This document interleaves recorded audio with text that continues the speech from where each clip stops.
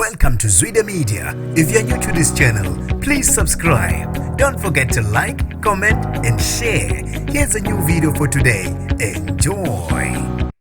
Ukhiphe wonke amaqiniso umlisa obanjwe oqotsheni oyingxenye yabantu abantshontsha izinkomo kodukuduku nakosokhulu kanye nasemzingazi. Lo mlisa obanjwe oqotsheni udalule wonke amaqhinga abo ukuthi bayabenze njani uma bebamba izinkomo maqede beyosihlinzela ehlathini. Ngaphandle ukuthi ngikhuluma kakhulu bafethu, ake ngidedele nansi video efaka umnikazi wempuphu umsebelanga mashinga ku Facebook la umlisa begeqa khona amagula ngokuthi izinkomo bazi bamba kanjani maqede bezihlinze bese benza njani. Ngaphandle ukuthi ngikhuluma kakhulu awubambela ungathi uzwe ngami.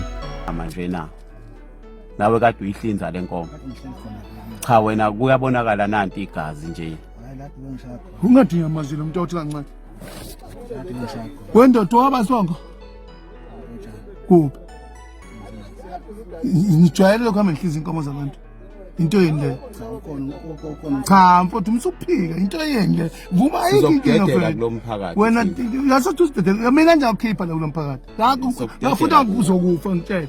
Khuluma iqiniso. Yabona nje lokhu uthi awuthethe ukhuluma ngoba lokhuluma nje manje iqiniso likhuluma. Wena ne kade naqala izinkomo nizidle. Ezaphi ezinye senihlinzile? Lezi nithathe kuphi? Kwabanda nithathe khona. Umuntu ejwayele ukuhamba kule nto le kakhulu. Uba umnguni wakhe lo. Umnguni wakhe wasemzingazi. Yena umuntu ojwayele ukuhamba. Uphi umuzi wakhe? Uyawazi? Uyawazi umuzi wakhe kanti? Ya lapha inkomo kuthathwe khona yazazi angithi. Cha emisibona malimi yazazi inkomo. Unomuntu nengifice phambili. Inkombe seyikhiphe seyisekele. Owaphi lo wabazwe zakhe?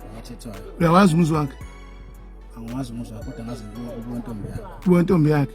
Yakaba intombi yakhe. Ubani yona igama lakhe? Yakuba sonke? Nguni? Lungi bani? Khona lapha edukuduku. Lapha esenelisha. Ekhayilisha noma edukuduku. Intombi yakhe yalele ngasekhayilisha. Sekhayilisha.